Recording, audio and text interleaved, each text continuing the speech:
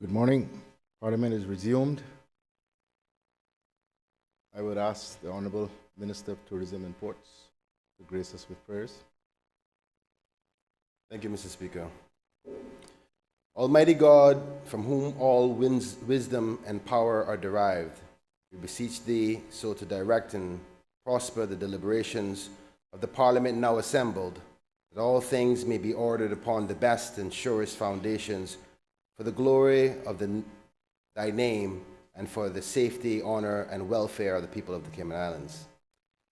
Bless our sovereign King Charles III, William, Prince of Wales, and all the royal family. Give grace to all who exercise authority in our Commonwealth, that peace and happiness, truth and justice, religion and piety may be established among us. Especially we pray for the Governor of our islands, the Premier, the Speaker of Parliament, the Leader of Opposition, Ministers in Cabinet, ex officio members and members of Parliament, the Chief Justice and members of the Judiciary, that we may be enabled faithfully to perform the responsible duties of our high office. All this we ask for Thy great name's sake. Let us all say the Lord's Prayer together. Our Father, who art in heaven, hallowed be Thy name. Thy kingdom come, Thy will be done on earth as it is in heaven. Give us this day our daily bread, and forgive us our trespasses, as we forgive those who trespass against us. Lead us not into temptation, but deliver us from evil. For Thine is the kingdom, the power, and the glory, forever and ever. Amen. The Lord bless us and keep us. The Lord make His face shine upon us, and be gracious unto us. The Lord lift up the light of His countenance upon us, and give us peace now and always. Amen. Amen. Please be seated.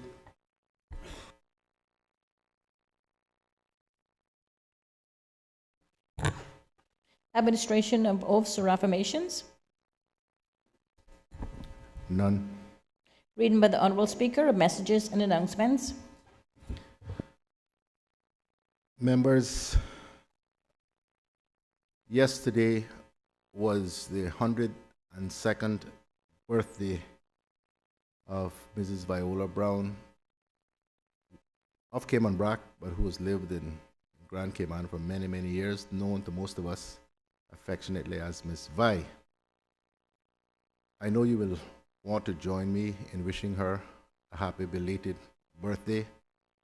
I apologize. The distraction of the happenings of Sunday night, I think, caused me, if not everyone else, to forget that, because I did know of her birthday.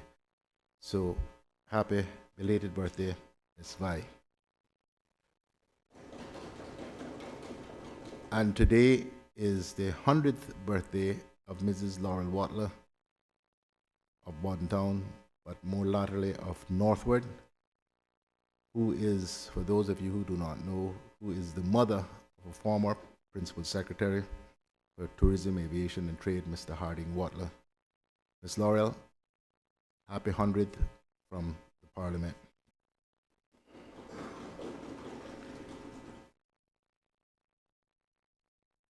Members, I want to say a few things about the Parliament Management Council. Really, the absence of sufficient meetings. We collectively, especially those of us who have been around for a while, have worked for the best part of 20 years to have the administration of the Parliament moved under members of Parliament rather than under the executive. But for one reason or another, the Parliament Management Council has not been meeting regularly enough to, quite frankly, manage the affairs of the Parliament. Nature abhors a vacuum. Somebody or some entity has to run the affairs of the Parliament. From April to December of 2021, there were only 3 meetings. 6 meetings were canceled. From January to December 2022, there were only 4 meetings held, 2 meetings canceled. From January to December 2023, we had 4 meetings and 4 were canceled. Since I became Premier, that's a long time ago, Speaker, there were 3 meetings called and none of those have been able to be held. The reason in almost every case has simply been we've not been able to get a quorum. Now, some members have said to me that they think we have the law or the act has too many members and that the quorum is too high. That may well be the case. But the only people that can fix that is us, because we have to amend the act. But I understand, believe you me, the responsibilities and duties of ministers and especially the Premier. And I know what all of that takes. But colleagues, if we don't manage this Parliament, the administrative end of it, sooner or later, a means is going to be found for someone else to do so, because it can't manage itself. And other people are going to wind up taking decisions because the business of Parliament has to carry on. Budgets have to be prepared, people have to get paid, all of those sorts of basic things which are part of the overall responsibilities of the Council. So I am pleading with all of us who have a role to play on the Council to give it more priority than hitherto we have done. This class of 2021 we were elected. We only have about a year to run before Parliament is dissolved and run up to the next elections. So let's see how much we can get done in that time. The other matter I want to mention, and this is a good news thing, is the Standing Orders Committee, Review Committee, has met 3 times since I've become Parliament. We've made real progress. Thanks very much to all members, particularly the Attorney General and Mrs. Cheryl Neblett and the clerk.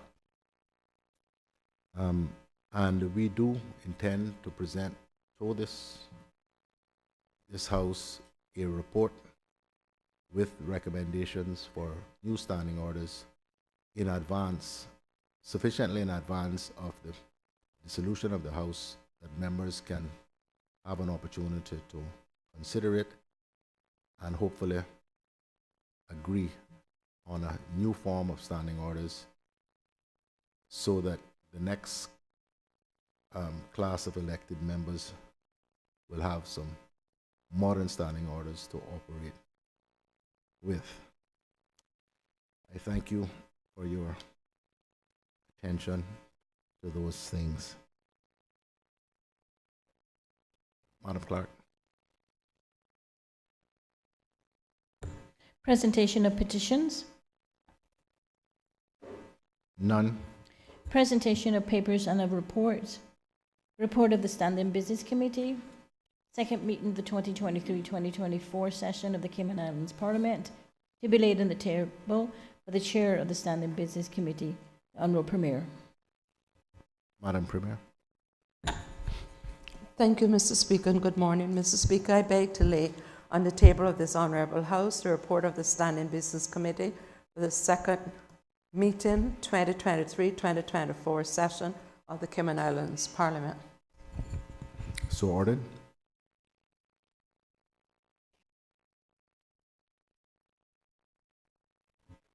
Madam Premier, do you wish to speak thereto?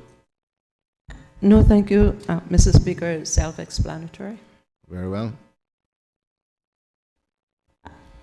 Health Insurance Commission Annual Report 2021 in review, 1st of January to 31st of December 2021. to be laid on the table by the Honourable Minister of Health and Wellness. The Honourable Minister of Health, Wellness and Home Affairs.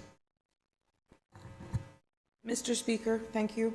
In accordance with Section 11.4 of the Health Insurance Commission Act 2016, I beg to lay on the table of this Honourable House the annual report of the Health Insurance Commission and audited financial statements of the Segregated Insurance Fund for the 12-month period ending the 31st of December 2021. So ordered. Does the Honourable Minister wish to speak thereto? Very briefly, to recognize the Health Insurance Commission's achievement in 2021 and publicly thank the board and the management of the Health Insurance Commission for their hard work and perseverance in producing this report. I also would like to publicly invite members to review the report in more detail. And in the report, you will notice that the chairman of the Health Insurance Commission and the director of the Department of Health Regulatory Services rightly noted in their opening message that patients do deserve a high level of quality healthcare services, and it requires all stakeholders in the healthcare and health insurance sectors to work together. Therefore, I would like to acknowledge the contribution of the Health Insurance Commission in this regard, and to assure this Honourable House that this ministry not only shares these sentiments, but also the efforts in achieving this greater goal. Thank you, Mr. Speaker. Thank you, Madam Minister. Questions to Honourable Ministers and members of the Cabinet. The elected member for Georgetown East to ask the Honourable Deputy Governor. Question number 13. I recognize the Honourable Member for Georgetown East, who is also the Leader of the Opposition. Thank you, Mr. Speaker, and good morning, colleagues.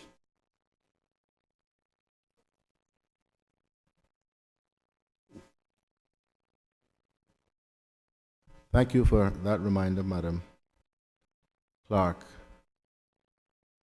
Madam Premier, may I invite you to move the suspension of Standing Order 23, 7, and 8 in order that questions may be taken after the hour of 11 o'clock.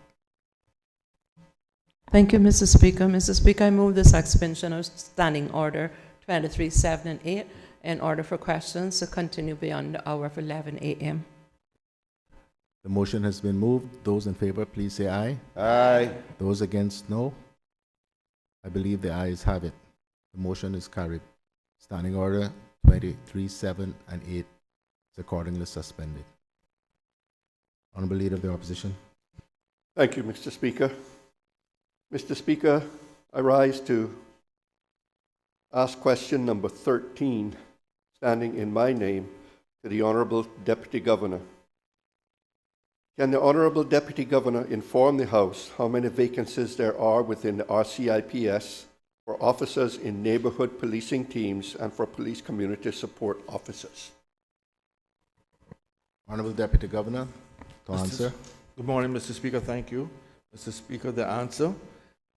The chart below offers an overview of the current staffing numbers and gaps within the community policing teams of the RCIPS.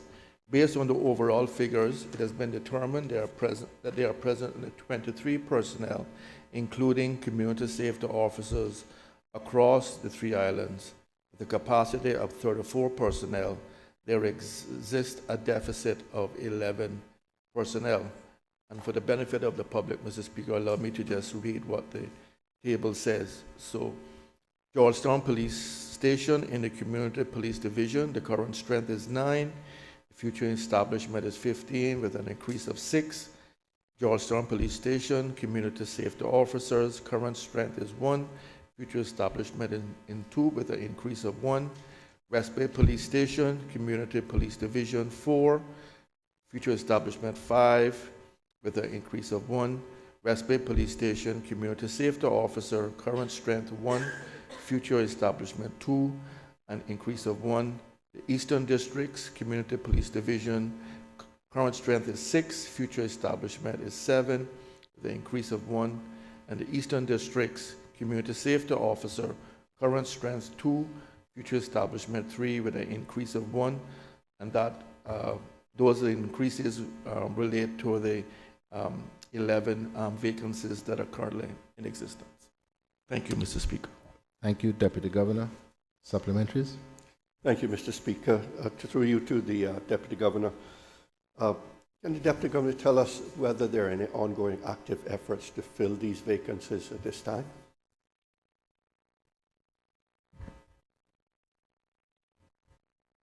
Honorable Deputy Governor.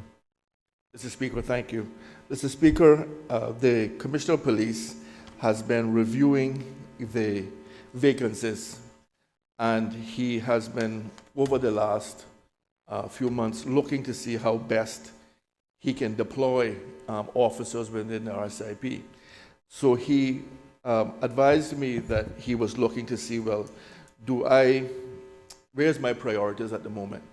So do I fill these 11 vacancies, or do I look to increase my firearms unit? Do I look to increase other units within the RCIP where there is a sufficient or more urgent need? However, following the events of Sunday, and even prior to that, the Premier has met with the Commissioner, and as recently as this morning, assured him that if he does need additional officers, that they submit a request to the government, and they will certainly entertain the request. So I can say that the idea then is to fill these vacancies that exist. As you know, the community safety officers and the community police division is a key component of effective policing, and that if the Commissioner needs resources elsewhere, the government will give him the support that he needs. Thank you, Deputy Governor.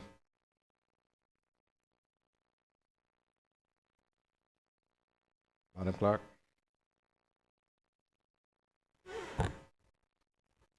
The elected member for Georgetown North to ask the Honourable Minister of Planning, Agriculture, Housing, Infrastructure, Transport and Development. Question number 14. Honourable Deputy Leader of the Opposition. Thank you, Mr. Speaker. Mr. Speaker, I rise to ask question number 14 in my name, and the question reads, can the Honourable Minister update the House on whether the Deloitte report titled Assessment of a Public Transport Strategy has been accepted by Cabinet and is being actioned, and B, what is being planned in the current budget to advance improvements in public transportation? The Honourable Minister for Planning, Agriculture, Housing, Infrastructure, Transport and Development to answer. Mr. Speaker, the Ministry of Planning, Agriculture, Housing and Transport and Development launched with the Cabinet approval of the National Road Safety Strategy, a crucial step towards a safer transportation system. We are actively engaging stakeholders to shape the transportation and the blueprints of the Cayman Islands, and using the data-driven decisions and exclusive practices for the Ministry's press release in November of 2023. And in my address in this Honourable House in December, we seconded experts from the UK's Department for Transport, and their expertise is invaluable to the endeavour. Following on answer B, following the addition to the transportation to the ministerial portfolio in April of 2023, Cabinet tasked our ministry with creating a business case for the potential establishment of the Department of Transportation. This review will assess the roles of National Roads Authority, Department of Vehicles and Driver's License, and Public Transport Unit into a transportation sector. Let me be clear, this marks the first instance in prioritizing public transport. Previous administrations, particularly over the last several terms, have shown little to no support for public transport. The lack of attention is exactly why we are grappling with the current issues in the transportation system. Respectfully, I request that the public's understanding as we continue to reconstruct and the requirements of public transport to ensure a comprehensive and exclusive approach in public transport. And we acknowledge that the public concerns and can assure you that our team is actively engaging in seeking solutions and advancing the evolution of the transportation system. Thank you, Minister. Supplementaries. Honourable Deputy Leader of the Opposition. Thank you, Mr. Speaker, and I thank the Minister for that answer. I did lots of swimming back in the day during triathlons. I can't pat myself on the back, can't reach button. If I could, I would, just like him. That was very well done. Mr. Speaker, if I could ask the minister, how is he making decisions to establish a Department of Transportation? How have they made the decision to bring in the experts from the UK? Were these decisions made from the Deloitte report, or have we just shelved the Deloitte report and have decided to go a completely different direction? The Honourable Minister to answer. Mr. Speaker, absolutely not. We have not shoved the Deloitte report. And when we had transport over, was given to the Ministry of Planning, the first thing that we actually looked out for is trying to get some great advice on board to see how we can actually move transportation.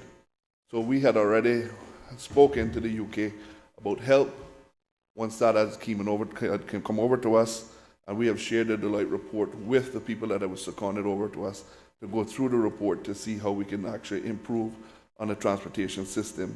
So both of them are actually working, the team from the UK is working along, dissecting that Deloitte report and looking from their side of their expertise that they bring to the table of transport, how do we put in a proper transportation system in this country. Thank you, Honourable Minister. Further supplementaries? Honourable Thank you, Deputy Mr. Leader of the Speaker. Opposition. Thank you, Minister, for that. Just for clarity, am I understanding then that the report has been accepted by Cabinet, and then it was decided to bring in a team of experts to carry out the report? Or are the experts reviewing the report in order to present a report to present to Cabinet? The Honourable Minister to answer.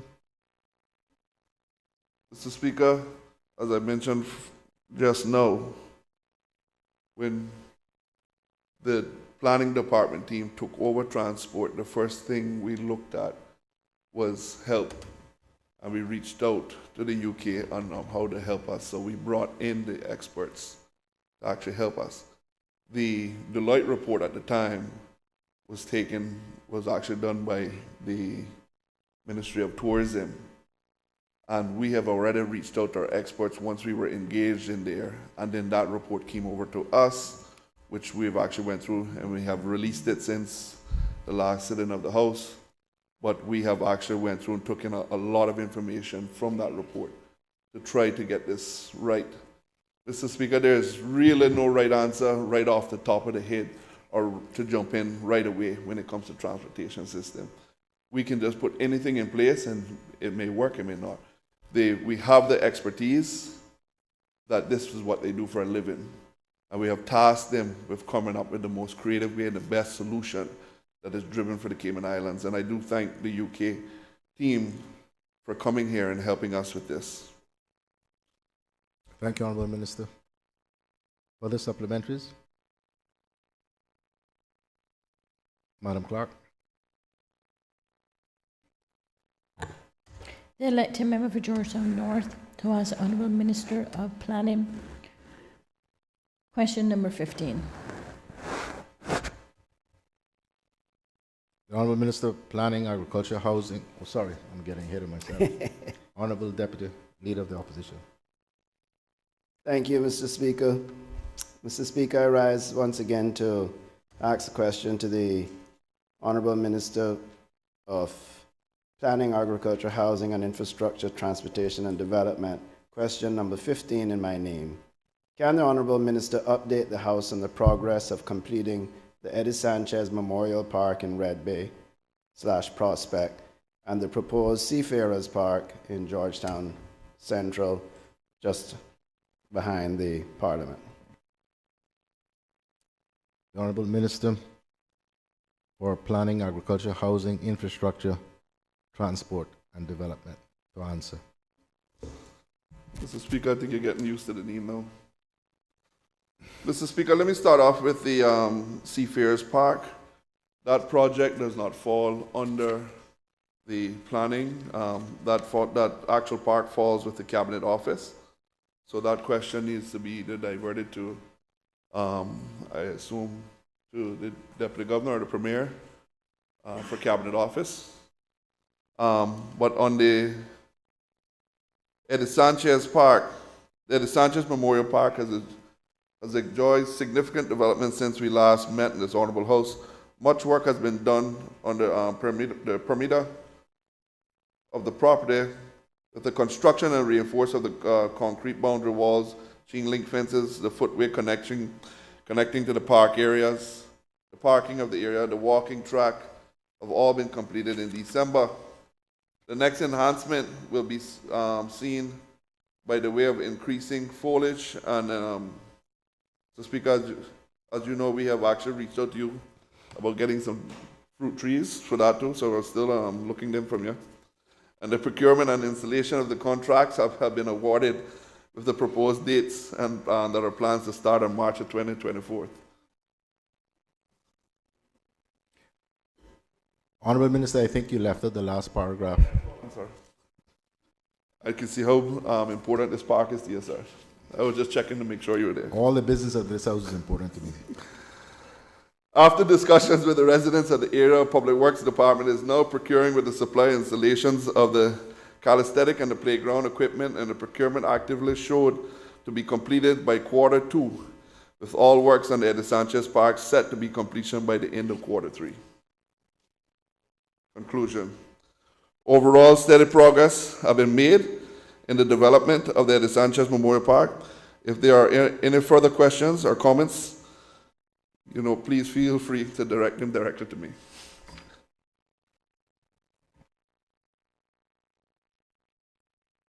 Thank you, Honorable Minister. Supplementaries? Thank you, Mr. Speaker. Leader of the Opposition.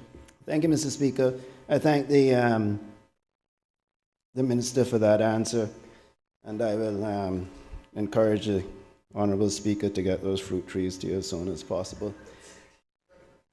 Can the Honorable Minister say, once the park is completed, who will be responsible for its management? The Honorable Minister to answer. Mr. Speaker, like majority of most parks, I think it would be the recreation in parks. It would be fall under after that. That's all I can really tell you right now. Thank you, Honorable Minister. Further supplementary? Thank you, Mr. Speaker. I thank the Minister once again. Just changing gears a little bit, I'm not sure if the Minister could answer this, but can the Minister confirm whether the property that the proposed Seafarers Park to be situated over here behind the Parliament, is that property still in the Port Authority's control, or is that now with government? Honorable Minister, that is a bit outside. You've said that you don't have responsibility for it, but if you can answer it. Mr. Speaker, as I was just going to report back previously 2 minutes ago when I said that that actual park does not fall under me, so I really can't answer that question. He needs to make that to the appropriate minister. Thank you, Honorable Minister. Madam Clerk. The elected member for Georgetown North to ask the Honourable Minister of Planning, question number 16. Honourable Deputy Leader of the Opposition. Thank you, Mr. Speaker. I rise once more and the final time to ask question number 16 in my name to the Honourable Minister of Planning, Agriculture, Housing, Infrastructure, Transport and Development. The question reads, can the Honourable Minister advise the House on what progress is expected this year on reviewing the National Development Plan? The Honourable Minister for Planning, Agriculture, Housing, Infrastructure, Transport and Development to answer.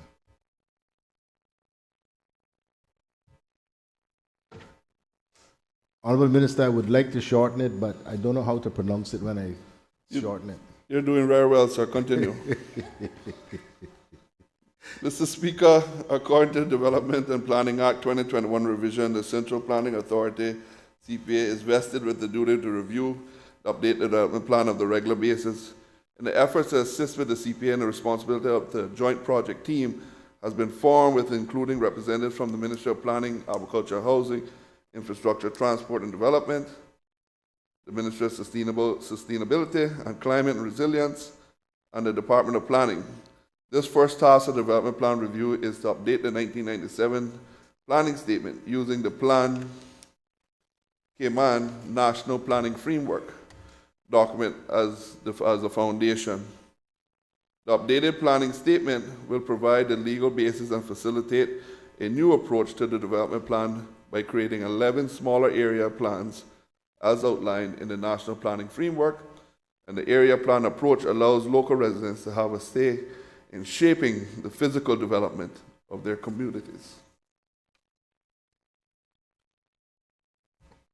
Thank you, Honorable Minister. Supplementary is the Honorable Deputy Leader of the Opposition. Thank you, Mr. Speaker, and thank the Minister for that answer. So if I'm understanding it, your Minister, we are updating the National Planning Framework, otherwise, or formerly known as the Plan Cayman. So that is being updated. Okay, and you're changing the approach instead of 5 zones to 11 smaller area plans? Honorable Minister, to answer. Over the mic, please. Mr. Speaker, that is correct. Thank you, Honorable Minister. Other supplementaries? The Honorable Deputy Leader of the Opposition. Thank you, Mr. Speaker. Could the Honorable Minister provide, if he's able, I'm sure he's capable, but if he's able, can he provide a timeline as to when we should see at least public consultation starting, or the process started towards the review of these 11 smaller area plans? The Honorable Minister, to answer. Mr. Speaker, I don't have that timeline in front of me right now, but if the member is okay, I can put it in writing to him. Thank you, Honorable Minister. Madam Clerk.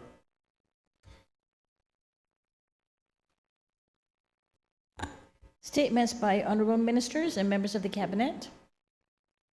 I have approved a statement to be delivered by the Honorable Minister for Planning, Agriculture, Housing, Infrastructure, Transport and Development.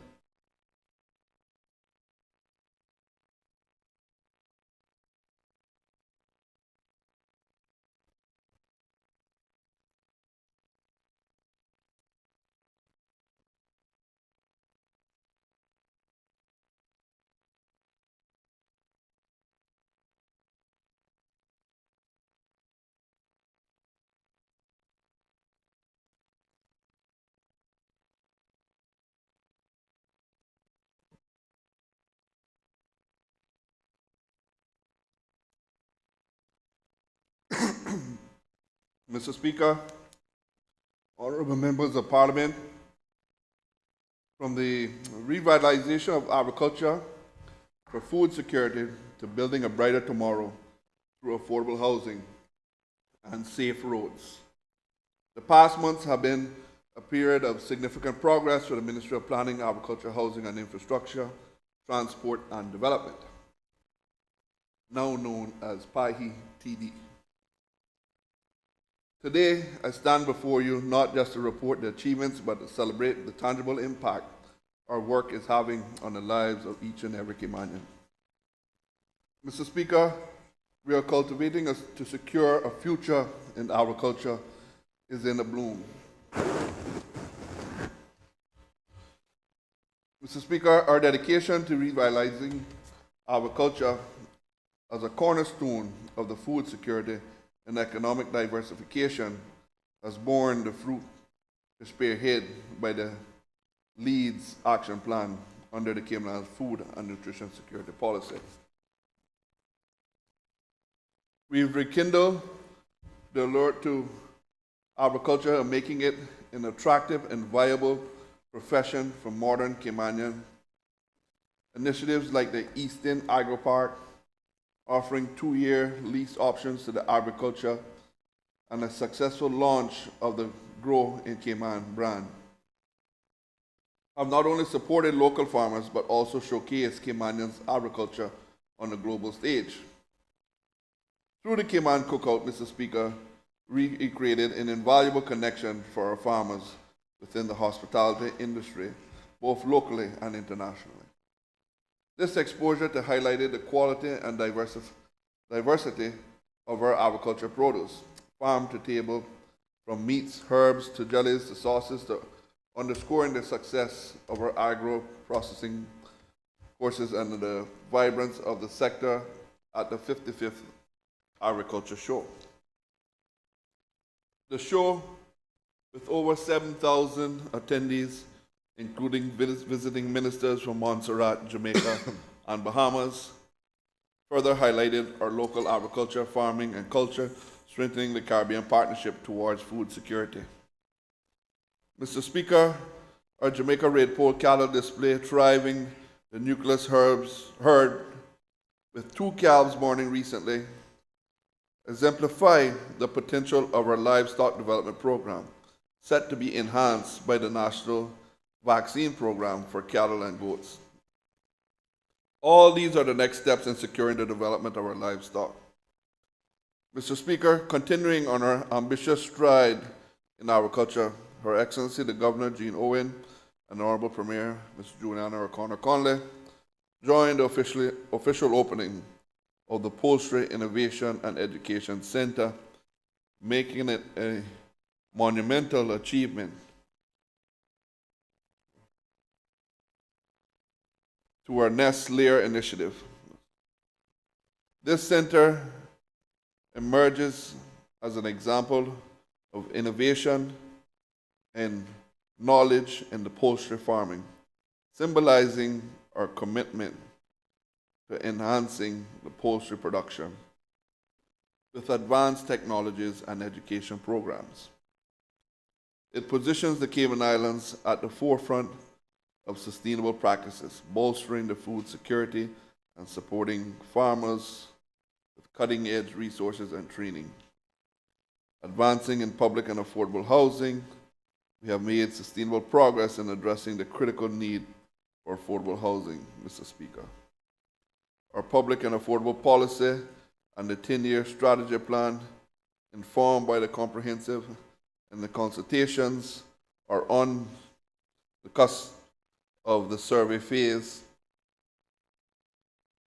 This initiative reflects our dedication to ensuring that every Caymanian has access to safe, affordable, and dignified housing, aligning with the broader vision of social equity and community well-being.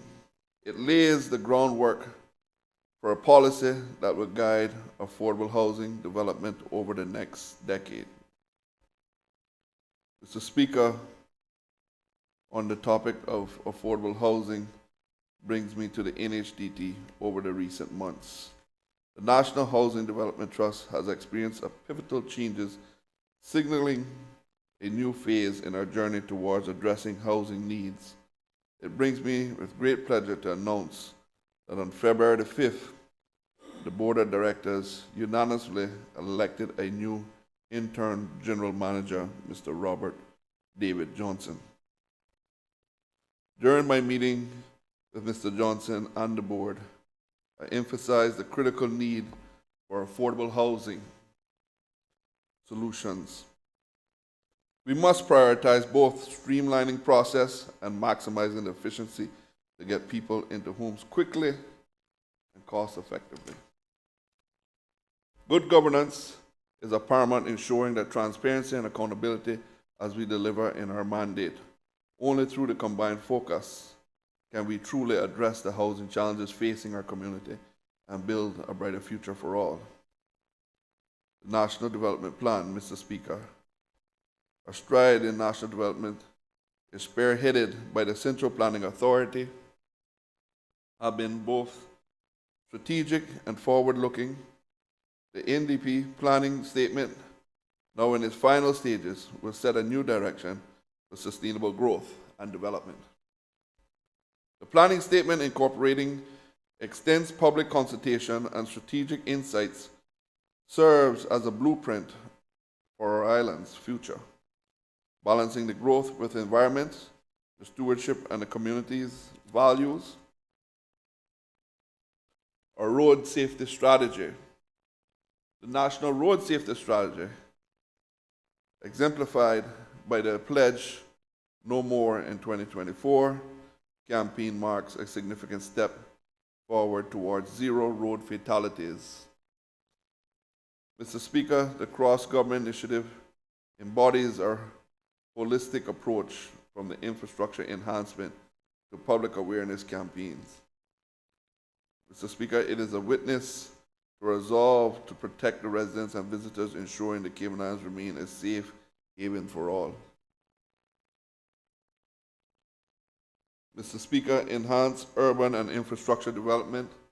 Phase 2 of Georgetown Revitalization Initiative is underway and is now just transforming spaces in reimagining the heart of our capital.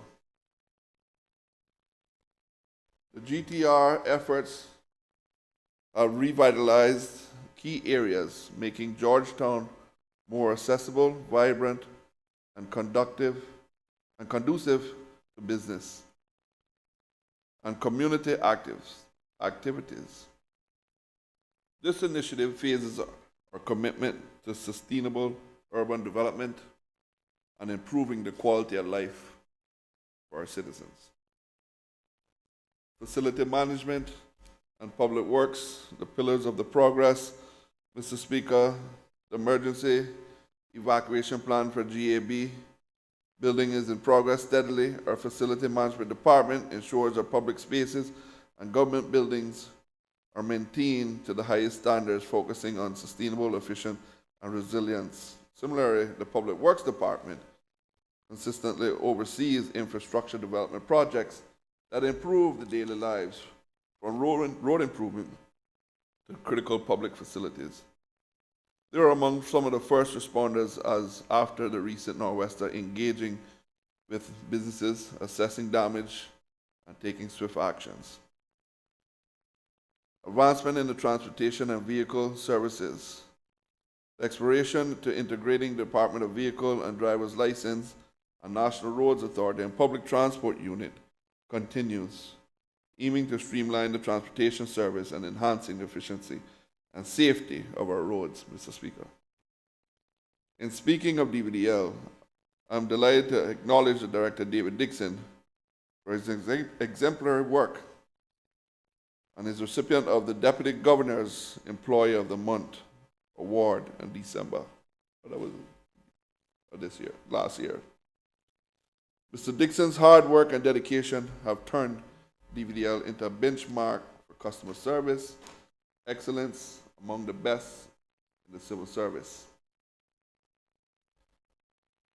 The subsea cable project, securing a digital future. Mr. Speaker, the subsea cable project represents a significant leap forward in our telecommunication infrastructure. The critical investment ensuring that the Cayman Islands remain competitive in the global digital economy by enhancing our connectivity, reliability, and resilience. It safeguards our future and leading our financial and tourism destination.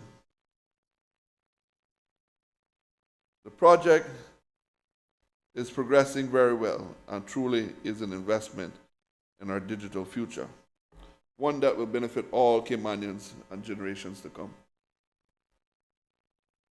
Mr. Speaker, in conclusion, we have accomplished a lot, but our journey continues.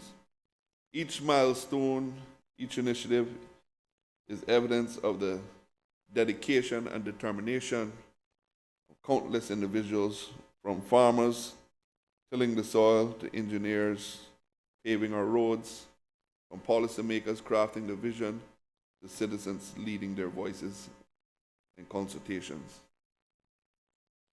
Mr. Speaker, the progress is not merely a reflection of the ministry's work, but a collective triumph of the Caymanian spirit. Yet our journey is far from over. The seeds we sow today must blossom into a brighter tomorrow. Mr. Speaker, we must continue to nurture the agriculture, ensuring that food security for generations to come. We must build an affordable homes, fostering a society where every Caymanian can dream a dream with a roof over their head. We must weave a tasteful, sustainable development where progress and environmental stewardship and intertwined. Mr. Speaker, this is called to action for each and every one of us. Join us in shaping the future. You envision a future where our children inherit a land not only prosperous, but also sustainable, equitable, and brimming the opportunity. Let us work hand in hand, shoulder to shoulder, to build the Cayman Islands that not only thrives, but inspires. Mr. Speaker, I'm not just reporting the progress, but I'm asking for the promise.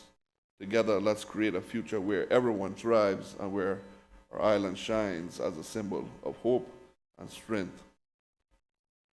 Let us build a Cayman that truly lives up to its Christian heritage. We have founded it upon the seas, just as it has been for generations. I offer this progress in our ongoing journey to this honorable house. Thank you, Mr. Speaker.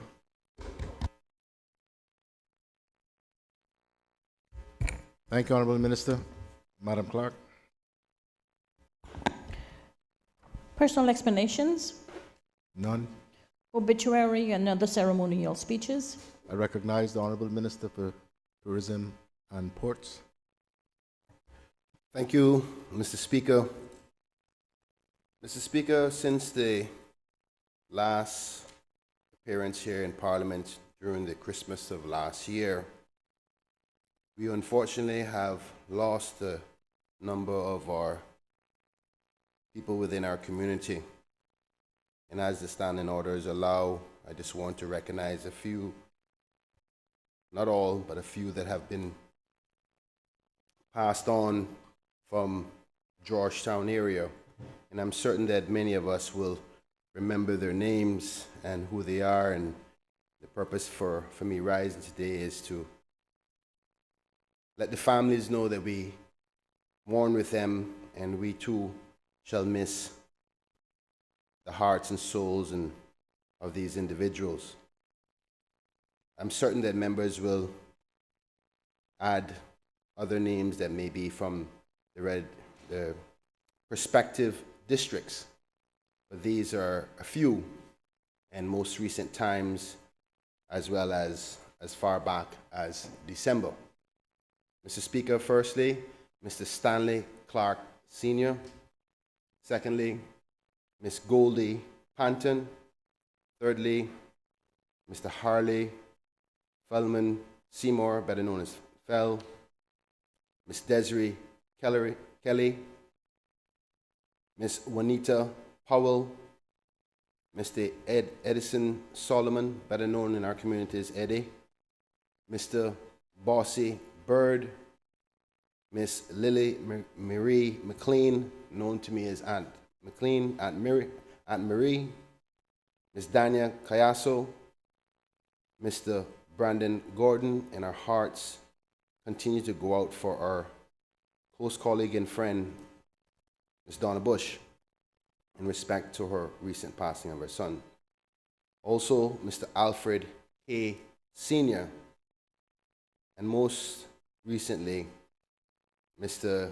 Raymond Alberga KC OBE. On behalf of the constituents of Georgetown Central and my colleagues, we say to the families, we mourn with you as you go through the transition of missing your loved ones in these times. Thank you, Mr. Speaker. The Lord giveth, and the Lord taketh.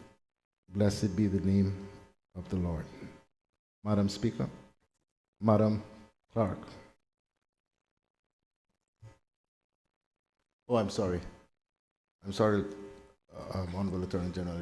Sorry, Mr. Speaker, and I thank you. My fault. I was standing, so I didn't count your eye. But just to, Mr. Speaker, crave indulgence to, in addition to recognizing and joining the Honorable Minister in expressing condolences to the names, to the family of the names read out by him, I would also like to join in particular in paying tribute to, a word of tribute to the late Roman Alberga, KC. Mr. Alberga, former dear colleague of ours and a very iconic member of the legal profession of these islands for over half a century. His tenure spanned Jamaica and the Cayman Islands, and he was quite a formidable advocate at the bar who has been involved or was involved in a number of landmark decisions, Mr. Speaker, and helped to shape the jurisprudence of these islands, as well as was responsible in large measure for the law reporting framework that we now have in place, where the judgments are reported on a timely basis in our law reports. He was a giant, and he was aptly described as the doyen or the leader of the local legal profession, and that was, in our view, or in my view, certainly quite a fitting description given his leadership and his impact, Mr. Speaker. I certainly wish to convey my condolences to his son Michael, his entire family, his friends, and indeed his colleague, Mr. Speaker. And whilst I have your ear, can I just crave indulgence to also mention, sadly, the passing of a former member of our Court of Appeal, Mr. Cecil Dennis Morrison, who served on our Court of Appeal from 2015 to 2024, and who died recently, was buried last week. He was truly a Caribbean icon, served on not just the Court of Appeal in the Cayman Islands, but Belize, Turks and Caicos Islands, the Eastern Caribbean, as well as other places. And I also would like to convey condolences to his wife Janet and his entire family and friends and colleagues. I thank you, Mr. Speaker. Thank you, Honorable Attorney General. Of course, you know better than most of my long-standing relationship with Mr. Alberga, as we all call him. I regret deeply that I will not be here for his funeral services, which I understand will be held on the 9th of March. But I sent, Michael and I, of course, are very good friends as well, so I thought I would share the note I sent to Michael following news of his father's death. Mr. Alberga was special, and he taught me so much. I shall ever be indebted to him for his guidance, sage advice, and friendship. He was initially unhappy with me leaving the law for politics, but when I became Premier, he wrote me a congratulatory letter, which I prize. He was the best lawyer I ever worked with or against, and a wonderful, kind, and considerate human being. His contribution to Cayman's jurisprudence far eclipses that of any other at the bar, and the name Raymond Alberga, KC, shall redound through the ages. May the pride in his achievements and contributions and the many happy memories of your life with him sustain you and your family at this time of great loss. So that is my tribute to one of the, probably the most able lawyer I've ever encountered in my life. The member for Savannah. Thank you, Mr. Speaker, I too rise to just offer heartfelt condolences on the loss of another Caymanian icon, Mr. Cardinal DaCosta, and I'd like to just offer sincere and heartfelt condolences to the DaCosta family. Mr. Cardinal will be missed, and his songs will forever live on all the local stations. Thank you, Mr. Speaker. Thank you, honorable member. And as I told two of his nephews recently, another Caymanian legend has moved on. The honorable member for Georgetown South. Thank you, Mr. Speaker. I too would like to join the Honourable Minister for Tourism for all those that he mentioned earlier. I'd like to pass my condolences on to their family, also to Mr. Cardinal's family and to Mr. Alberga's family. My classmate, Robert Whitaker, he was actually, I think, he worked for the Department of Labour and Pensions for many years, and he was currently the chairman of the Work Permit Board, so I would like to extend my sincere condolences to all of his family. Thank you. Thank you, honorable member, and so do all of us. Madam Clerk.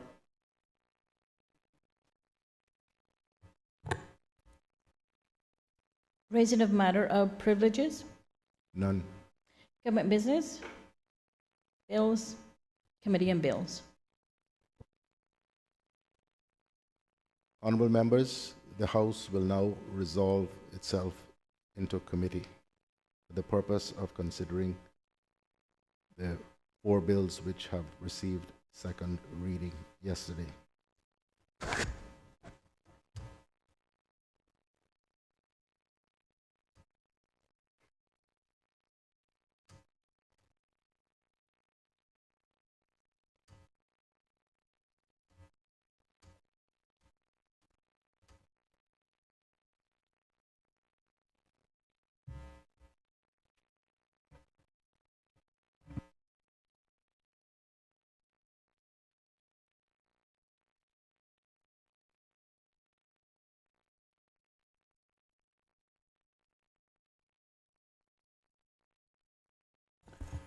The House is now in committee. Please be seated.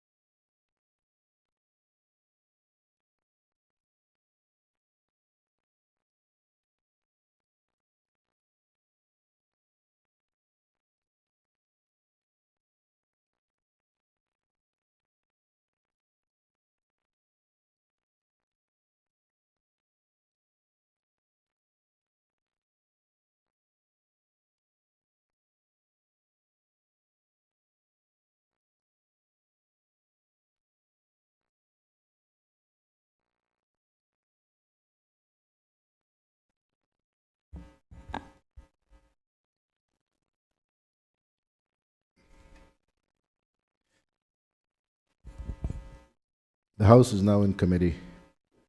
With the leave of the House, may I assume that, as usual, we should authorize the Honorable Attorney General to correct minor errors and such the like in these bills? Thank you. The first bill we're considering is the Mammoth Merchant Shipping Bill 2023.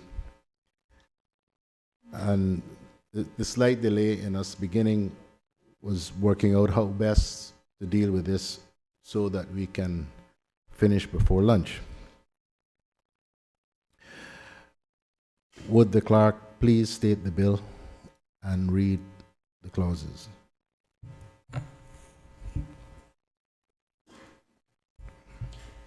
Merchant Shipping Bill 2023. Clause 1, short title. Clause 2, interpretation. Clause 3, Cayman Island ship. Clause 4, qualifications for owning a Cayman Island ship. Clause 5, entitlement of ship to be registered under this act. Clause 6, representative person. Clause 7, refusal of registration. Clause 8, termination of registration. Clause 9, penal liability. Clause 10, registrar of shipping. Clause 11, register. Clause 12, entries in register in relation to the property in a ship. Clause 13, survey and measurement of ships. Clause 14, making of ship. Marking of ship. Clause 15, application for registration. Clause 16, declaration of eligibility. Clause 17, evidence of title on first registry.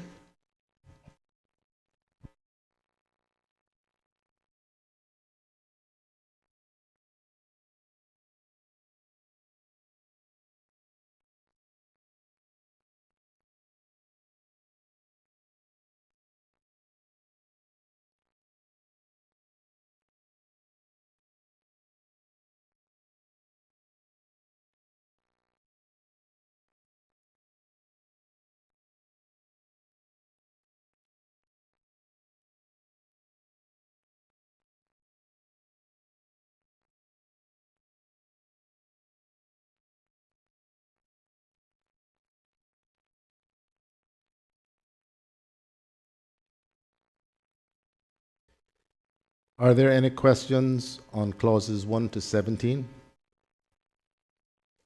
If not, I will put the question. The question is that clauses 1 to 17 do stand part of the bill. All those in favor, please say aye. Aye. Those against, no. I think the ayes have it. Clauses 1 to 17 stand part of the bill. Clause 18, entry of particulars in register. Clause 19, documents to be retained by registrar of shipping. Clause 20, port of registry. Clause 21, certificate of registry. Clause 22, custody of certificate. Clause 23, penalty for use of improper certificate. Clause 24, power to issue a new certificate. Clause 25, duplicate certificates. Clause 26, endorsement of change of ownership. Clause 27, registration of ships chartered by demise to a qualified person. Clause 28, consequences of registration under Section 27(1). Clause 29, application of this Act where a ship is registered under Section 27. Clause 30, transfer of rights and obligations of charter under the Charter for demise.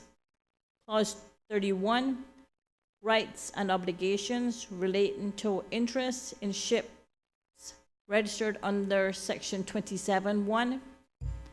Clause 32, dispensations of ships chartered by demise and registered outside the islands. Clause 33, termination and revocation of dispensation granted under Section 32. Clause 34, flag to be used where dispensation has been granted under Section 32. Clause 35, registration during the transfer of ownership. Clause 36, consequences of registration under Section 35. Clause 37, provisions relating to application of this Act where a ship is registered under Section 35. Clause 38, definition of transferee in this part.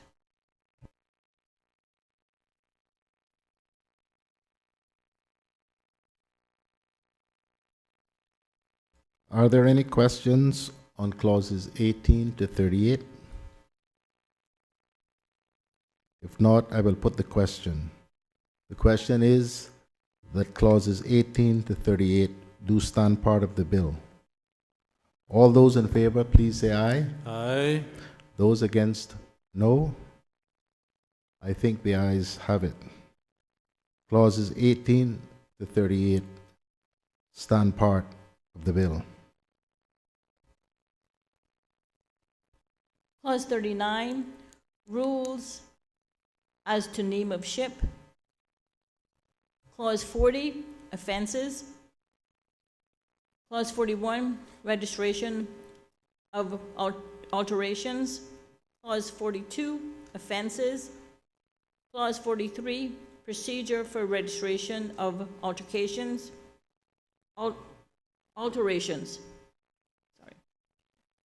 Clause 44, transfer of registration from the Cayman Islands to the United Kingdom, a Crown dependency, or a British overseas territory.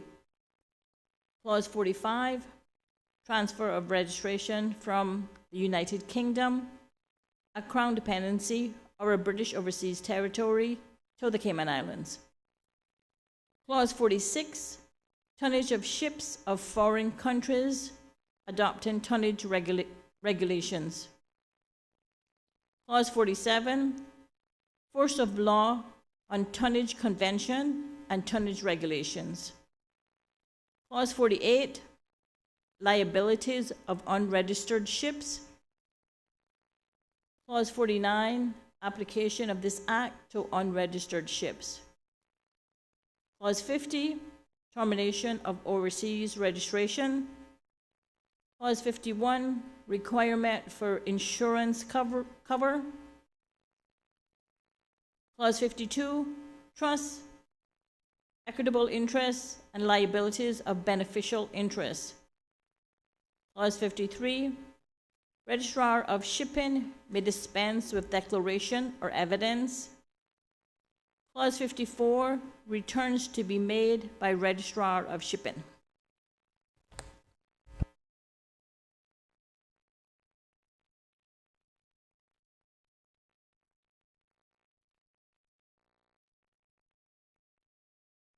Are there any questions on clauses 39 to 54? If not, I will put the question. The question is that clauses 39 to 54 do stand part of the bill. All those in favor, please say aye. Aye. Those against, no. I think the ayes have it. Clauses 39 to 54 do stand part of the bill. Clause 55, evidence of certificate of registry and other documents. Clause 56, forms of documents. Clause 57, forgery of documents. Clause 58, false declarations. Clause 59, registration regulations. Clause 60, certified copy of entry in register to be evidence. Clause 61, national character of ship to be declared before clearance. Clause 62, offenses relating to Cayman Islands, character of ship. Clause 63, penalties. Clause 64, national colors and penalty for carrying improper colors or not showing colors. Clause 65, proceedings on forfeiture of a ship. Clause 66, rights of owners and mortgagees. Clause 67, transfers. Clause 68, declaration of transfer. Clause 69, registration of transfer. Clause 70, transmission of property in ship. Clause 71, order for sale on transmission to unqualified person. Clause 72, transfer of ship on sale by order of court. Clause 73, powers of court. Clause 74, mortgage of ship or share. Clause 75, priority of mortgages. Clause 76, entry of discharge of mortgage. Clause 77, protection of undischarged mortgage. Clause 78, mortgagee, not owner, and mortgagee's power of sale. Clause 79, mortgage not affected by bankruptcy. Clause 80, transfer of mortgages and transmission of mortgage interest by death, bankruptcy, etc. 55 to 80.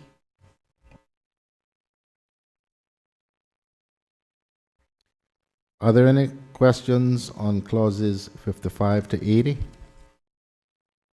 If not, I will put the question. The question is that clauses 55 to 80 do stand part of the bill. All those in favor, please say aye. Aye. Those against, no.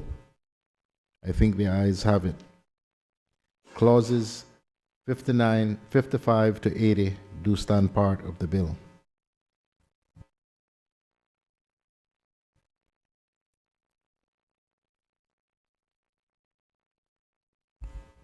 Clause 81, definitions in Part 5. Clause 82, force of law of the Maritime Labour Convention and STCW Convention. Part 83, application of this part. Clause 84, regulations made under this part. Clause 85, young persons. Clause 86, production of certificates and other documents for qualifications. Clause 87, crew's ability to communicate and knowledge of English. Clause 88, unqualified seafarer going to sea as qualified person. Clause 89, special certificate of competence. Clause 90, seafarers' employment agreements. Clause 91, list of crew. Clause 92, discharge of seafarer when the ship ceases to be registered in the islands. Clause 93, payment of seafarers' wages. Clause 94, account of seafarers' wages. Clause 95, power of shipping master to decide disputes on wages. Clause 96, restriction on assignment of and charge upon wages. Clause 97, power of court to award interest on wages due. Clause 98, allotment notes. Clause 99, right of person named in allotment note to sue in own name. Clause 100, protection of certain rights and remedies. Clause 101, repatriation, relief, and return of seafarers left behind or shipwrecked. Clause 102, limit of employer's liability under Section 101. Clause 103, recovery of expenses from employer incurred for relief and return. Clause 104, recovery of expenses from seafarers. Clause 105, right or loss of right to wages in certain circumstances. Clause 106, power to exempt from manning requirements. Clause 107, prohibition on going to sea undermanned.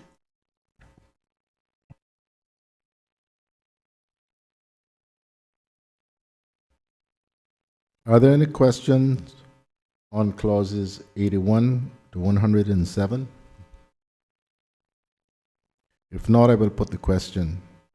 The question is that clauses 81 to 107 do stand part of the bill. All those in favor, please say aye. Aye. Those against, no. I think the ayes have it. Clauses 81 to 107 do stand part of the bill.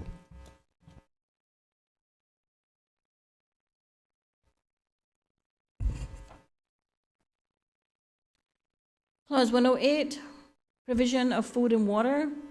Clause 109, complaints about food and water. Clause 110, expenses of medical care and other treatments. Clause 111, obligation of ship owners as to seaworthiness.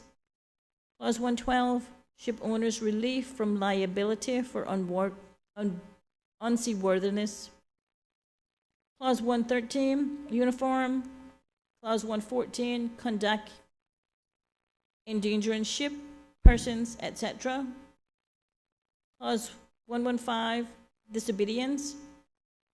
Clause 116, false statements for the purpose of obtaining a certificate. Clause 117, breaches of code of conduct. Clause 118, fitness or conduct of a seafarer. Clause 119, inquiry into fitness or conduct of a seafarer. Clause 120, rehearsing an appeal from inquiry. Clause 121, failure to deliver, cancel, or suspended certificate. Clause 122, civil liability for absence without leave. Clause 123, civil liability for smuggling. Clause 124, civil liability for fines under immigration laws. Clause 125, official and other log books. Clause 126, handing over of documents by master.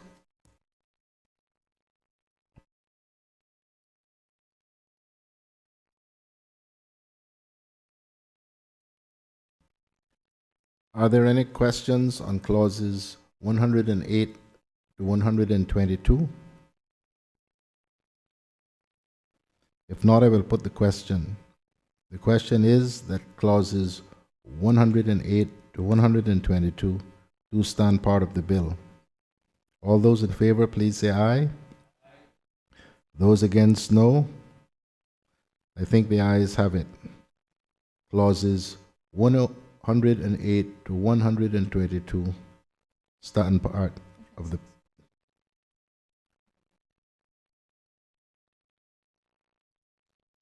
I've been saying 122 all along.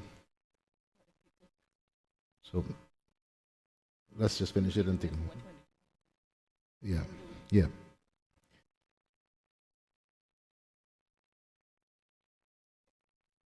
Clauses 108 to 122 do stand part of the bill. Are there any questions on clauses 123 to 126? If not, I will put the question. The question is that clauses 123 to 126 do stand part of the bill.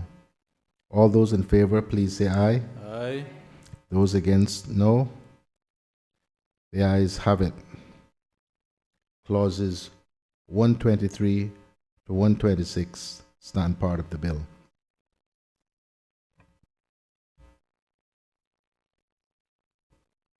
Clause 127, definitions in Part 6. Clause 128, force of law of collision convention. Clause 129, application of this part. Clause 130, vessels to comply with collision convention. Clause 131, signals of distress. Clause 132, exemptions. Clause 133, detention of ships. Clause 134, persons to comply with collision convention. Clause 135, collision liability.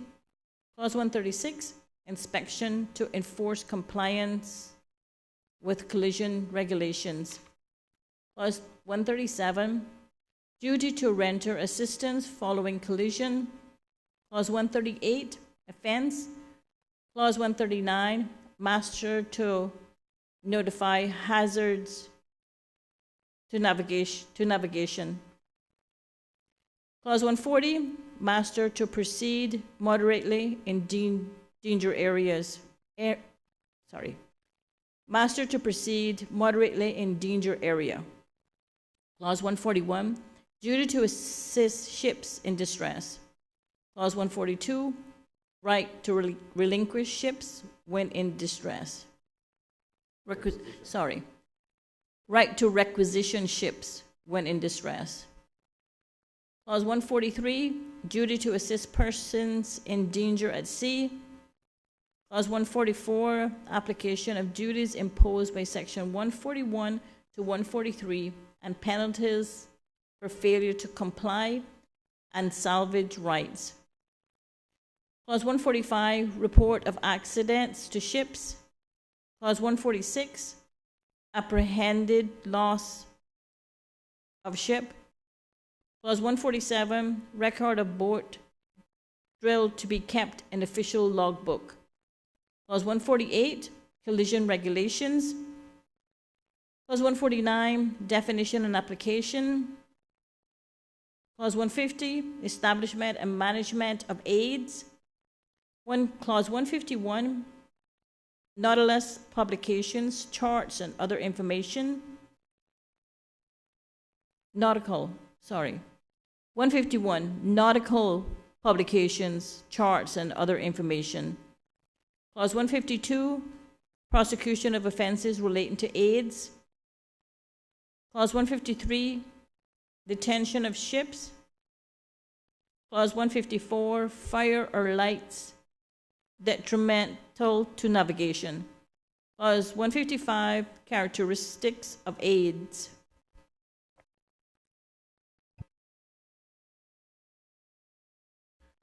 Madam Clerk, I think we need longer arms or bigger print, something.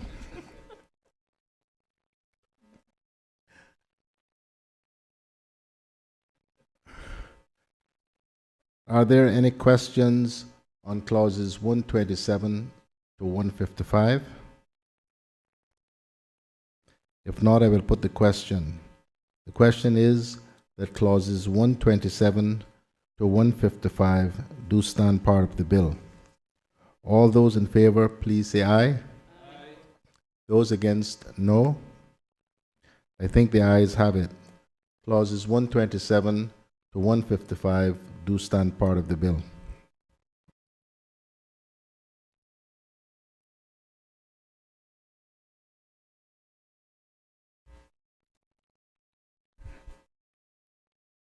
Clause 156, definitions of Part 7.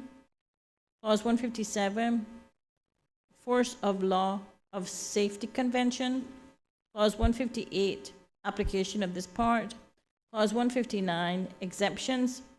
Clause 160, safety at sea requirements. Clause 161, regulations provided for exemptions. Clause 162, surveyor's duties. Clause 163, surveyor to report to Chief Executive Officer.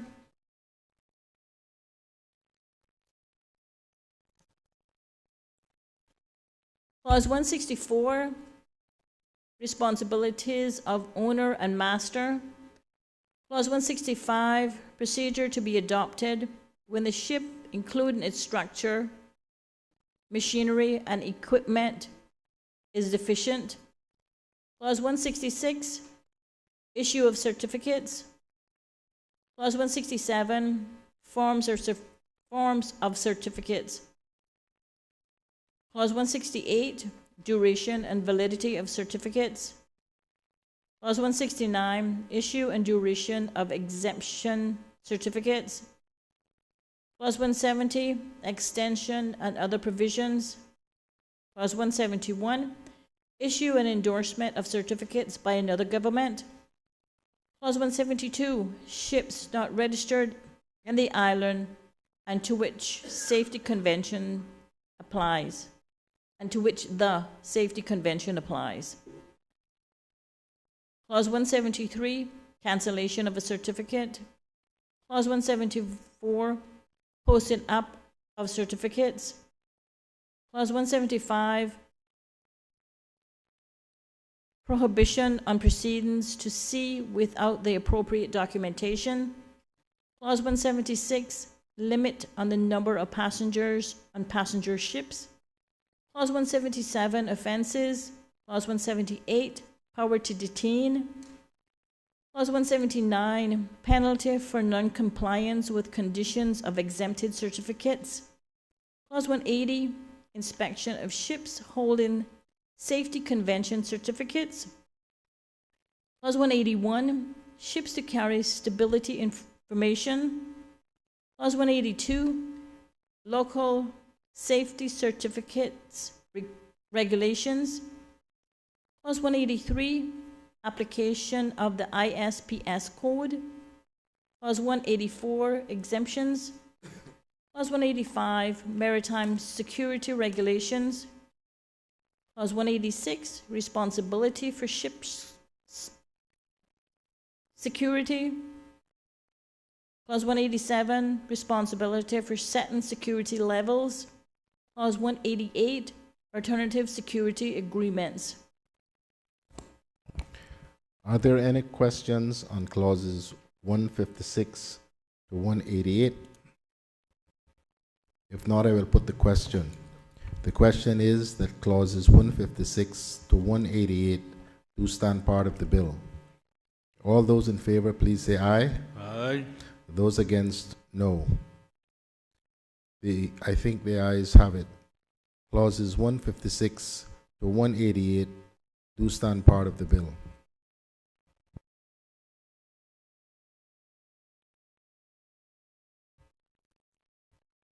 Clause 189, definition of Part 8. Clause 190, application of this part. Clause 191, restriction on operation of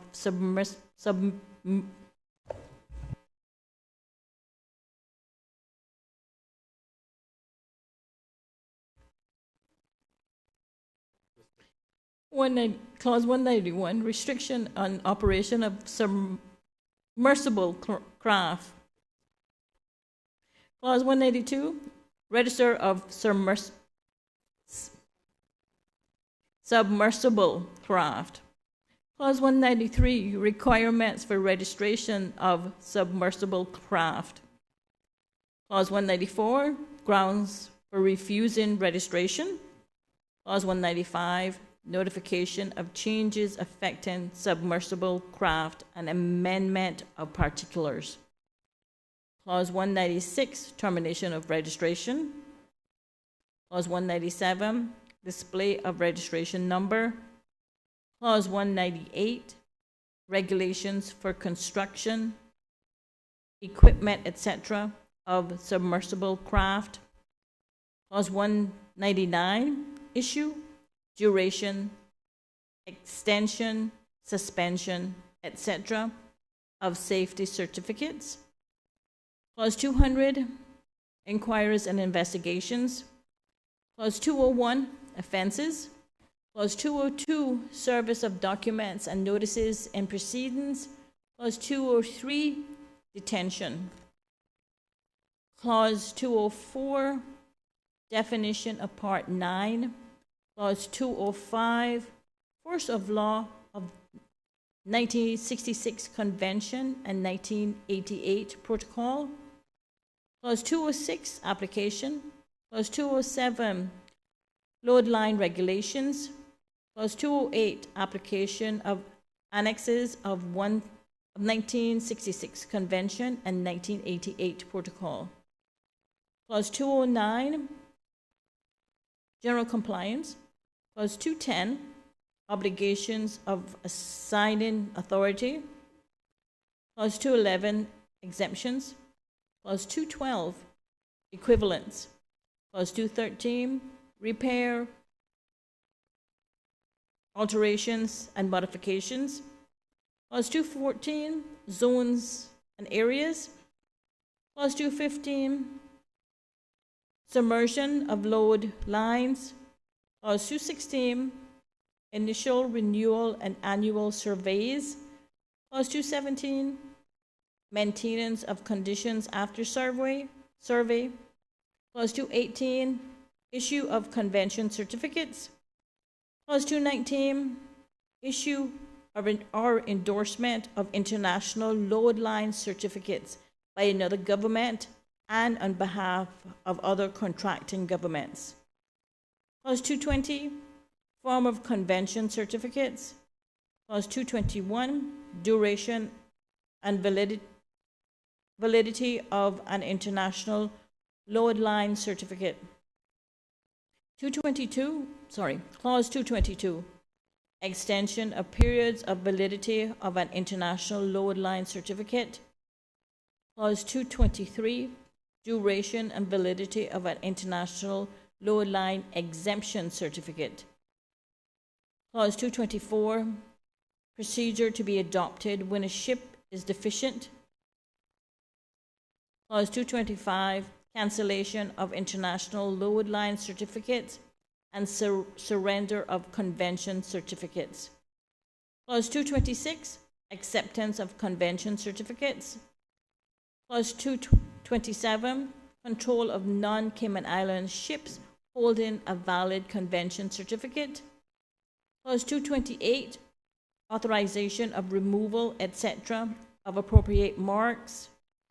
Clause 229, record of conditions of assignment. Clause 230, detention. Clause 231, offenses.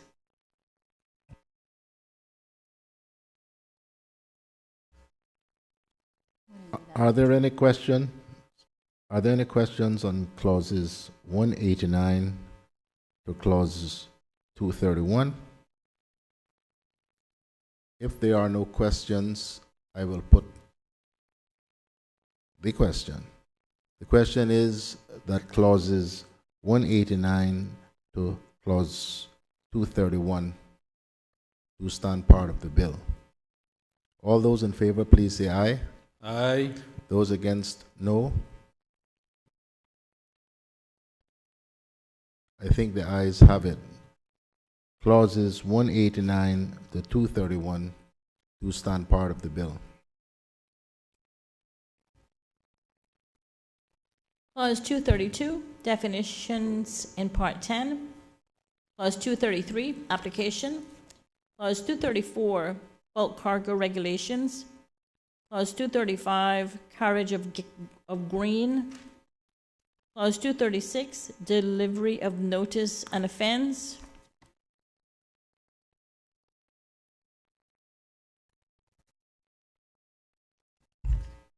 Clause 237, dangerous good regulations. Clause 238, carriage and marking of dangerous goods. Clause 239, offense relating to dangerous goods. Clause 240, rejection and disposal of dangerous goods by ship. Clause 241, forfeiture of dangerous goods. Clause 242, power to detain unsafe ships. Clause 243, any questions relating to unreasonable cause and compensation. Clause 244, owner and master liability in respect of unsafe ship. Clause 245,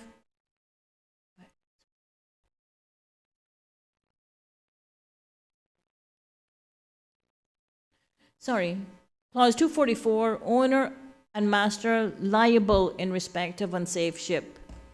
Clause 245, use of unsafe lighters, etc. Clause 246, owner liable for unsafe operation of ship.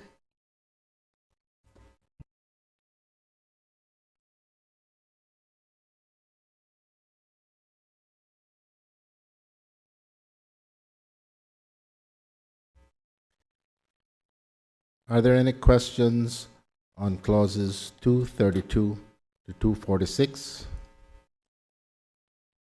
If not, I will put the question.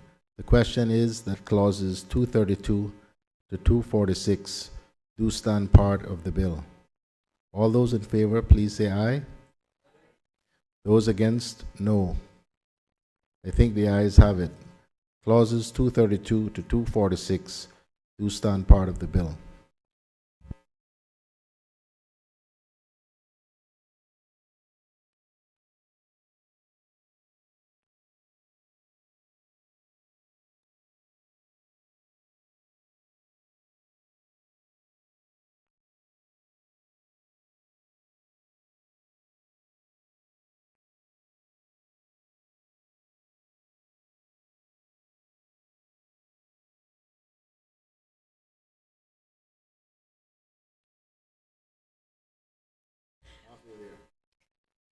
Clause 247, definitions in Part 12.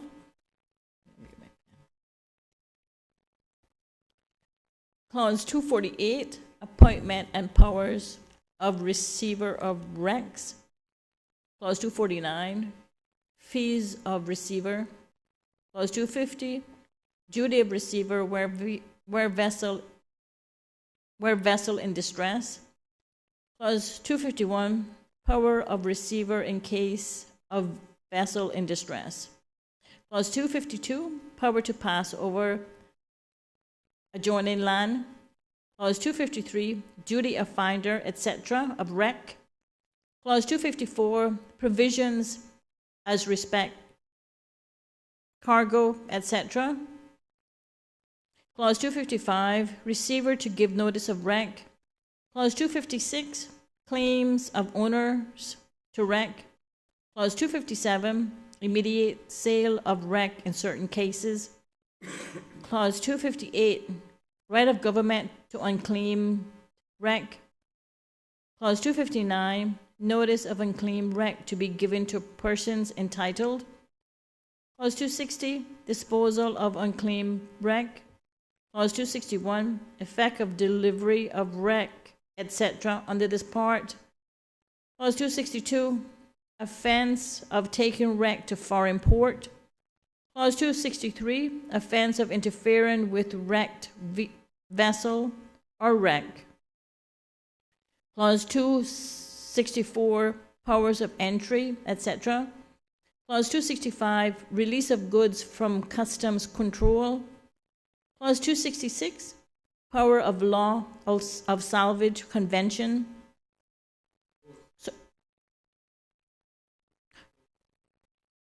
Clause 266, force of law of salvage convention. Clause 267, non-application to platforms and drilling units. Clause 268, non-application to foreign state-owned vessels. Clause 269, life salvage. Clause 270, salvage of cargo. Clause 271, services excluded from salvage remuneration. Clause 272, conditions for salvage remuneration. Clause 273, salvage contracts. Clause 274, annulment of modification of contracts. Clause 275, duties of salver. Clause 276, duties of owner and master. Clause 277, powers of receiver. Clause 278, criteria for fixing salvage rewards. Clause 279, responsibility for payment of reward. Clause 280, quantum of reward. Clause 281, special compensation. Clause 282, services rendered under existing contract. Clause 283, a proportion. Clause 283, apportionment between salvers. Clause 284, salvers misconduct. Clause 285, maritime lien. Clause 286, duty to provide security. Clause 287, interim payment. Clause 288, state-owned cargoes. Clause 289, humanitarian cargoes. Clause 290, determination of salvage dispute. Clause 291, appealing case of salvage disputes. Clause 292, valuation of property salvaged. Clause 293, detention of property liable to salvage. Clause 294, sale of detained property. Clause 295,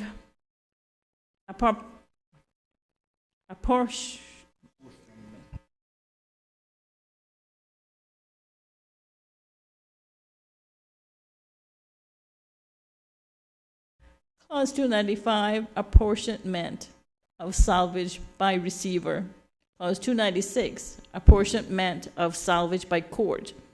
Clause 297, salver's right to interest. Clause 298, application to the government. Clause 299, salvage regulations. Clause 300, time limit for salvage proceedings. Clause 301, the common understanding regarding the reward and special compensation. Clause 302, recourse for life salvage payment. Are there any questions on clauses 247 to 302? If not, I will put the question. The question is that clauses 247 to 302 do stand part of the bill. All those in favor, please say aye. Those against, no. I think the ayes have it. Clauses 247 to 302 do stand part of the bill.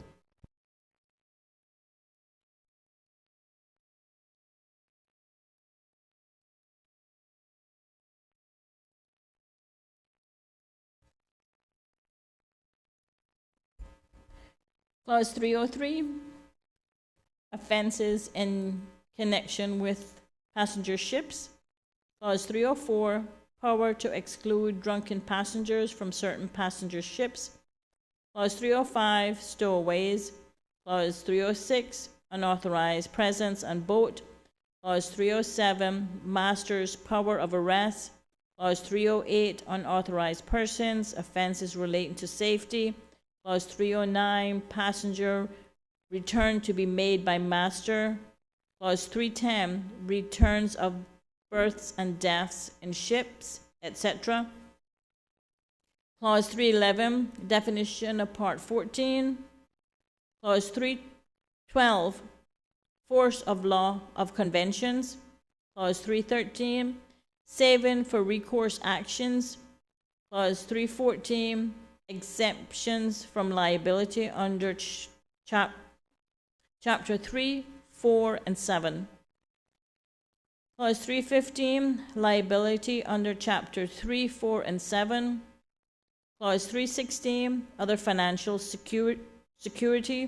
Clause 317, extinguishment of claims. Clause 318, Cabinet may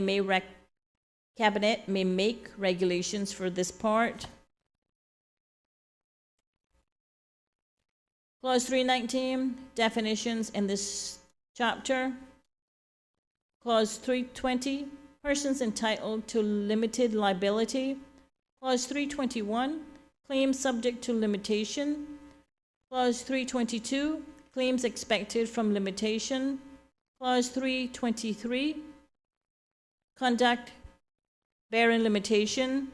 Conduct barring limitation. Clause 324, counterclaims. Clause 325, limitation calculations. Clause 326, limitation of liability of dock owners and the Port Authority. Clause 327, limits for passenger claims. Clause 328, convention of special drawing rights. Clause 328, conversion of special drawing rights. Clause 329,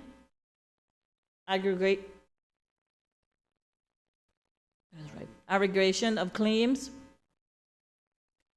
Clause 330, constitution of limited fund. Clause 331, distribution of funds. Clause 332, bar to other actions. Clause 333, governing law. Clause 334, apportionment of liability for damage or loss. Clause 335, loss of life or personal injuries, joint or severally liability. Clause 334, right of contribution for loss of life or personal injuries. Sorry, what did I?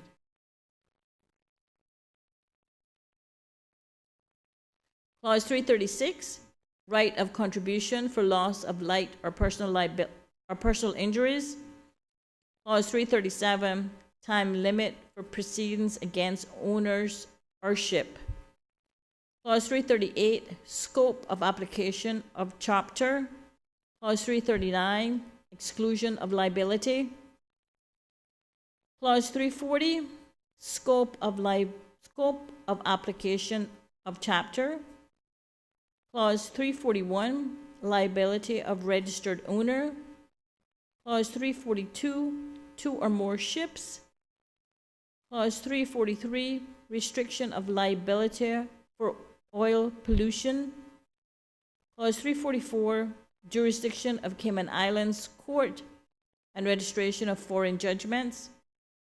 Clause 345, government ships. Clause 346, limitation of liability. Clause 347, definitions of in this chapter. Clause 348, liability for pollution by bunker oil. Clause 349, restriction of liability for bunker oil pollution. Clause 350, compulsory insurance against liability for pollution from bunker oil. Clause 351, issue of certificate by Chief Executive Officer. Clause 352, rights of third parties against insurers. Clause 353, jurisdiction of Cayman Islands Court and registration of foreign judgments. Clause 354, government ships. Clause 355, limitation of liability.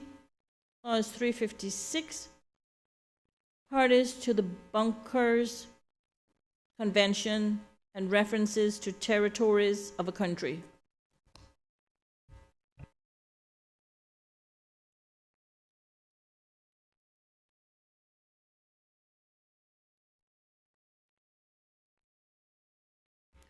Are there any questions on clauses 303 to 356? If not, I will put the question. The question is that clauses 303 to 356 do stand part of the bill. All those in favor, please say aye. Aye. Those against, no. I think the ayes have it. Clauses 303 to 356 do stand part of the bill. Clause 357, wreck removal regulations. Clause 358, definitions in this chapter. Clause 359, application. Clause 360, liability of the carrier. Clause 361, performing carrier. Clause 362, valuables. Clause 363, contributory fault. Clause 364, limits of liability. Clause 365, special drawing rights and conversion. Clause 366, defenses and limits for carriers, servants. Clause 367,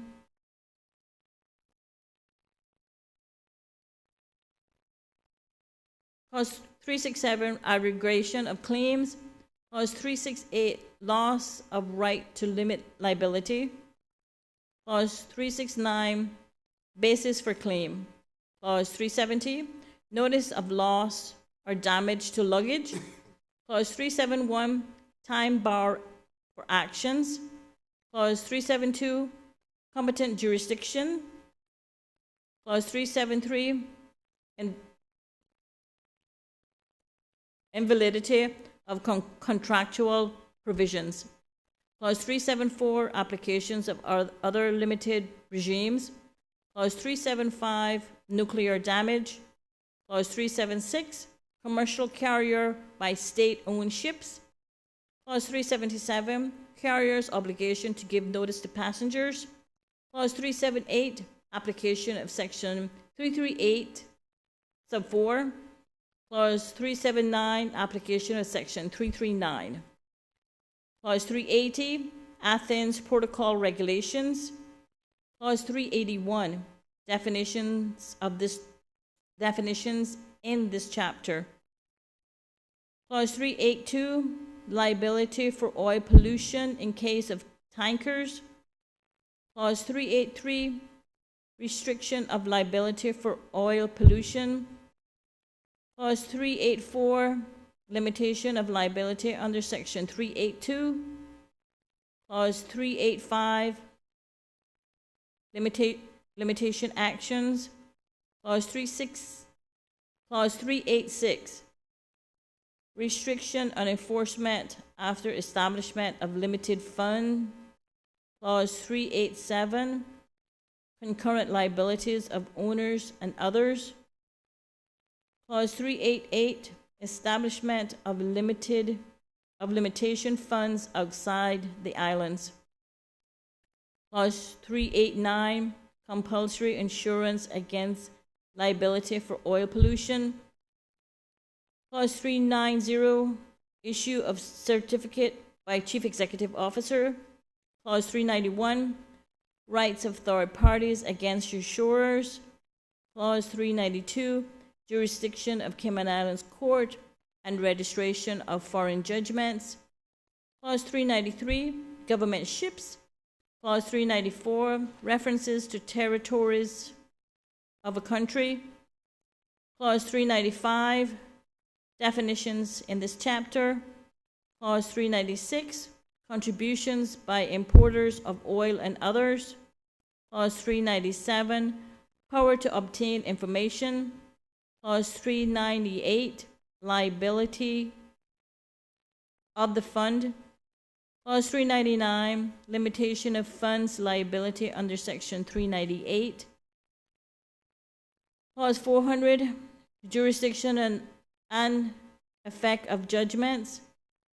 Clause 401, extinguishment of claims.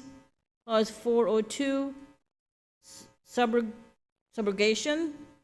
Clause 403, supplementary provisions as to proceedings involving the fund. Clause 404, fund protocol regulations. Clause 405, H&S protocol regulations.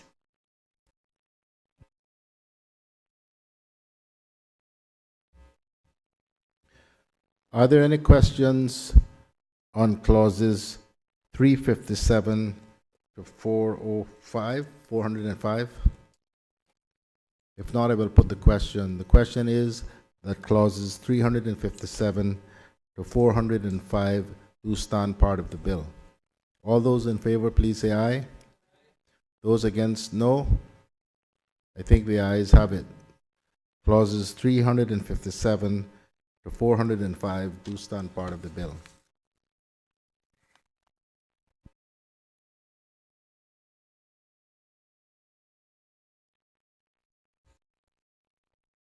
Clause 406, definition in this part relating to piracy and armed robbery. Clause 407, hijacking of ships. Clause 408, seizing or exercising control of fixed platforms. Clause 409, destroying ships or fixed platforms are endangering their safety. Clause 410, other acts endangering or likely to endanger safe navigation. Clause 411, offenses involving threats. Clause 412, ancillary offenses. Clause 413, interpretation. Clause 414, appointment of officers.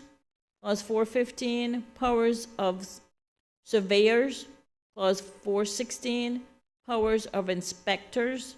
Clause 417, inspection of marine casualties. Clause 418, offenses, etc. Clause 419, improvement notices. Clause 420, prohibition notices. Clause 420, provisions supplementary to sections 419.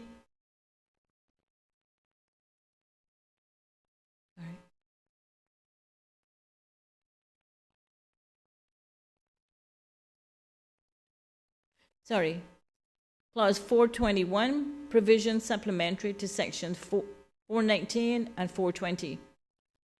Clause 422, detention orders. Clause 423, references to arbitration. Clause 424, compensation in connection with invalid prohibition notices and detention orders.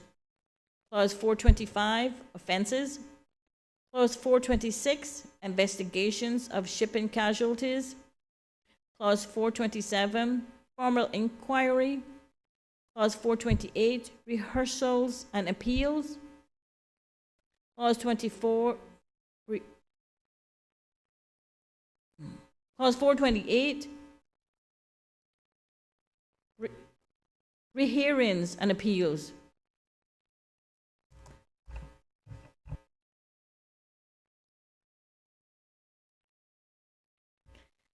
Clause 429, rules relating to inquiries and investigations. Clause 430, inquiries into and report on deaths and injuries.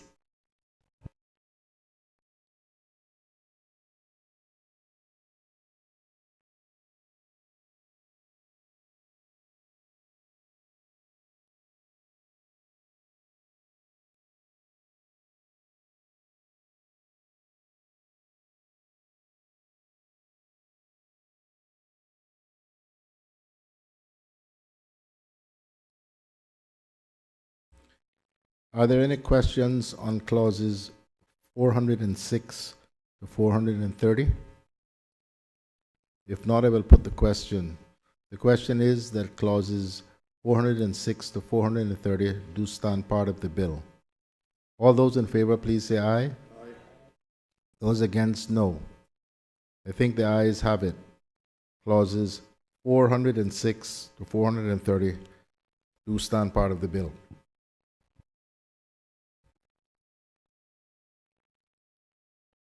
Clause 431, time limit for summary offenses. Clause 432, time limit for summary orders. Clause 433, offenses by officers of bodies corporate. Clause 434, jurisdiction in relation to offenses. Clause 35, jurisdiction over ships lying off coast. Clause 436, jurisdiction in case of offenses on board ship. Clause 437, offenses committed by Cayman Islands seafarers and other persons on board a Cayman Island ship. Clause 438, innocent passenger. Clause 438, innocent passage. Clause 439, enforcing detention of ship. Clause 440, payment of fines. Clause 441, deposition of persons aboard admissible. Clause 442, admissibility in evidence and inspection of certain documents. Clause 443, admissibility of documents and evidence. Clause 444, inspection and admissibility in evidence of copies of certain documents. Clause 445, service of documents. Clause 446, general functions of Minister and Chief Executive Officer. Clause 447, general power to dispense. Clause 448, natural accessories. Nautical accessories. Clause 449, transmission of documents to Chief Executive Officer. Clause 50, returns, etc., to Chief Executive Officer. Clause 451, forms. Clause 452,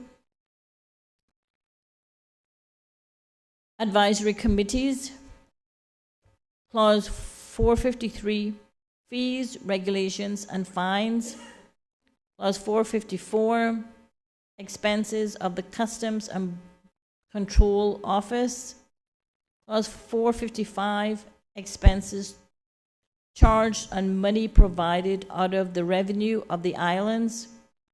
Clause 456, payments to be made into the revenue of the islands.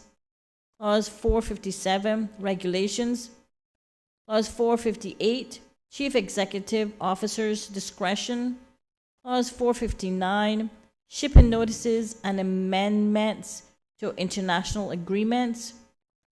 Clause 460, application of Act to non-Cayman Island ships.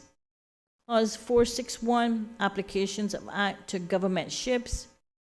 Clause 462, applications of Act to ships chartered by demise to the government. Clause 463, application of Act to certain structures, etc. Clause 464, application of United Kingdom legislation. Clause 465, consultation with Secretary of State. Clause 466, repeals and savings.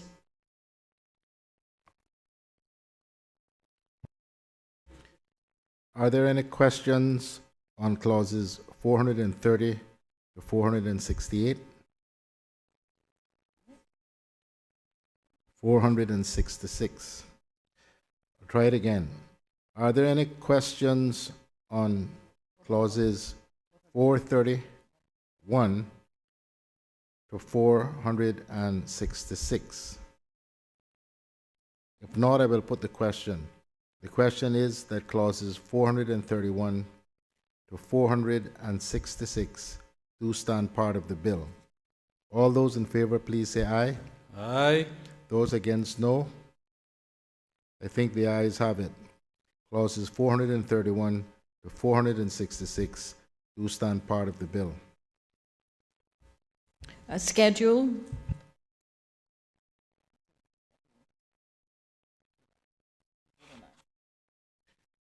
Are there any questions with respect to the schedule? If not, I will put the question. The question is that the schedule do stand part of the bill. All those in favor, please say aye. Aye. Those against, no. I think the ayes have it. The schedule stands part of the bill. A bill for an act to repeal and replace the Merchant Shipping Act 2021 revision and for incidental and connected purposes. The question is that the title do stand part of the bill.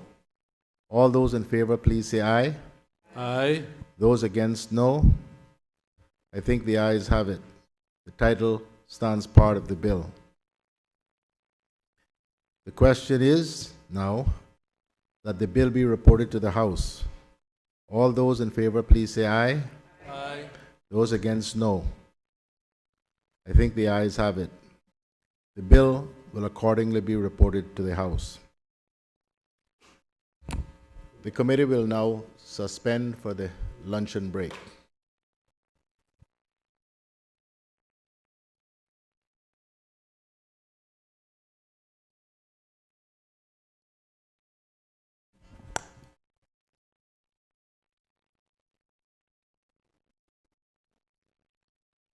We'll return at 2 p.m.